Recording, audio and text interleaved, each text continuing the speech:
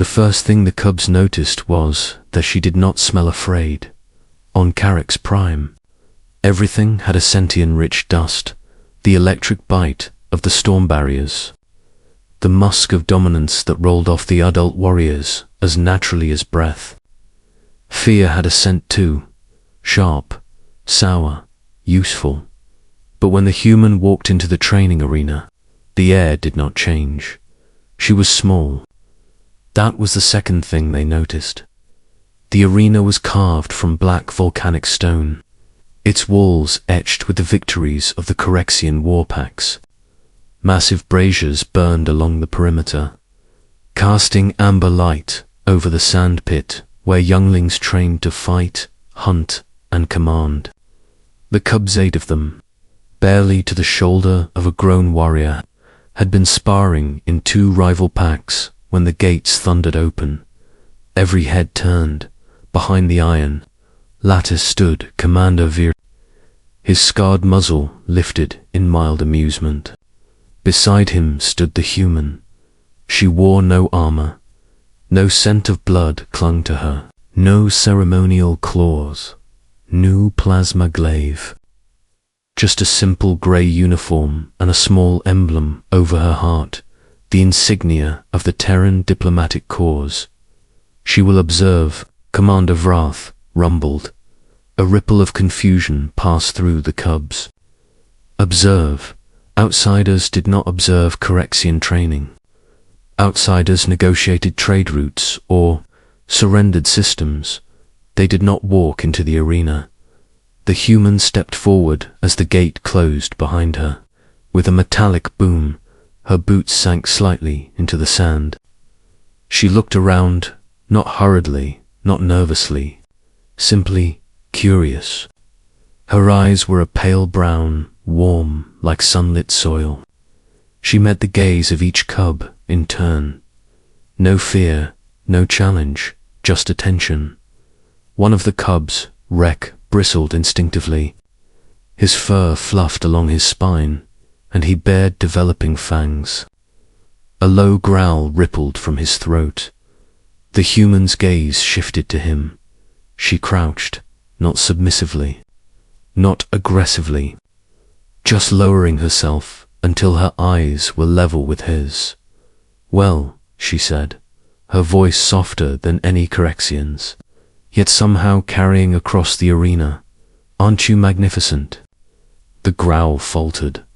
The cubs froze. Correxians did not use that tone. They did not praise in the middle of challenge stance. They did not crouch without purpose. Rek blinked. The human tilted her head slightly. "What's your name?" Silence stretched. The other cubs edged closer, drawn by something they did not understand. "Rek," he muttered at last, the word rumbling awkwardly. "Rek," she repeated carefully, shaping the alien consonants with surprising accuracy. "I'm Mara."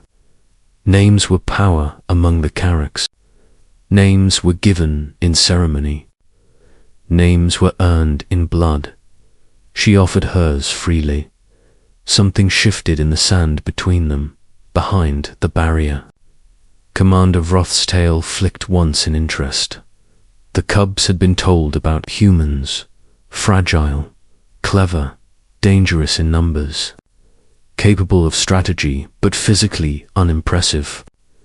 Their alliance had been forged through tense negotiations after humanity survived a border conflict most species would not have. The respected strength they did not yet understand.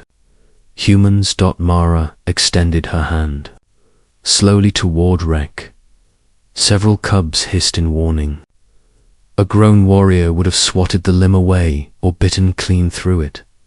Rek hesitated. Her hand remained steady, not trembling, not forcing. After a long moment, Rek leaned forward and sniffed. She smelled like clean fabric, mineral soap, and something faintly sweet-dried fruit perhaps. Underneath it all was something else. Not dominance, not fear, steadiness. Rek nudged her fingers with his muzzle. The arena gasped as one. The human smiled not with bared teeth, but with soft upward curves of her lips. Her other hand rose slowly to scratch behind Rek's ear ridge. Rek's eyes widened. There was a spot there. A place between armor plates and fur that was nearly impossible to reach without twisting awkwardly. The pressure was precise, gentle, perfect. A small, involuntary chuff escaped him. The other cubs stared in disbelief. She has found his calm point, one whispered, impossible, and Yetrek leaned into her touch. The tension bled from his shoulders. One of the smaller cubs, Tally, edged forward. Then another. Within seconds, the entire pack had abandoned formation. They approached her cautiously at first. Circling, Mara shifted smoothly, never rising to tower over them. She let them sniff, let them test. When a bold cub pawed experimentally at her sleeve, she laughed a bright, delighted sound that echoed strangely against the stone walls.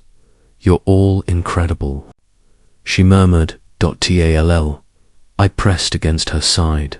Another cub nosed under her arm, that like a dam. Breaking, they surged forward. The cubs leapt from the pack and ran to her. They collided in a tumble of fur and claws, not to attack, but to crowd around her, pressing in close. Mara braced instinctively, laughing as she was nearly knocked backward into the sand. Easy, easy, she protested through breathless amusement. From behind the barrier, a low murmur rolled among the watching warriors. The cubs were not aggressive, they were not posturing, they were seeking. Mara adjusted her position, settling cross-legged in the sand as cubs piled into her lap and leaned against her shoulders. She scratched behind ears, along jawlines, under chin ridges. She spoke constantly, not commands, not orders, but a stream of warm nonsense and praise. "You're so strong. Look at those claws. Oh, you're a serious one, aren't you?" "Yes, you are." Rek, who had challenged her first, now lay half across her legs, rumbling softly. Commander Vrath narrowed his eyes. Corexian cubs were trained in discipline from their first steps. Affection was reserved for the pack hierarchy. Softness was rare, deliberate, and strategic. Yet this human had walked into their training pit, alone, unarmed, and in less than 5 minutes, the next generation of warriors had chosen her, not through dominance, not through fear, through trust. One of the elder trainers growled uneasily. "They forget formation." Verath shook his massive head slowly. "No," he said. "They remember something else." In the arena, Mara finally looked up toward the barrier, brushing sand from her uniform with one hand, while 3 cubs clung stubbornly to her. "They're good kids." She called kids. The word carried through the translator implants. Several warriors stiffened at the informality. Vroth's gaze remained fixed on the scene below. The Carracks had evaluated humanity by fleet strength, by weapons yield, by casualty resilience. They had measured humans in terms they understood: territory, survival rates. They had not measured this, the ability to walk alone into the heart of another species' pride and offer open hands, the ability to see young predators and call them magnificent, the ability to be small and unafraid. Verath watched as Rek lifted his head, amber eyes scanning the warriors behind the barrier. There was no shame in him, no embarrassment, only pride. The human had chosen him first, and he had chosen her back. Vroth exhaled slowly. End session. He ordered. The gates opened. Several adult warriors entered cautiously. Normally, the cubs would snap to attention. This time, they hesitated. Mara spoke softly. "All right, heroes. Training time." Reluctantly, the cubs disengaged, though several brushed against her legs before trotting back into formation. They stood, straighter, more centered. Rekk glanced back once Nara gave him a small wave. Commander Veroth stepped down into the arena as the human rose. "You did not assert dominance," he observed. "No." Mara agreed. "You did not demonstrate physical superiority." She smiled faintly. "Didn't need to." Veroth studied her for a long moment. "You are fragile," he said. "Physically?" She asked. "Yes." She brushed sand from her palms. "That's never been the whole story with us." The commander's gaze shifted to the cubs, now resuming drills with renewed focus and strange, quiet confidence. "No," he agreed at last. "It is not." When the human walked back toward the gates, the cubs did not break formation, but every single one of them watched her leave, and in that arena carved from volcanic stone under banners stitched with conquest and victory, Carrick's learned something new about humanity. Strength did not always roar. Sometimes it crouched and opened its hands. Asterisk.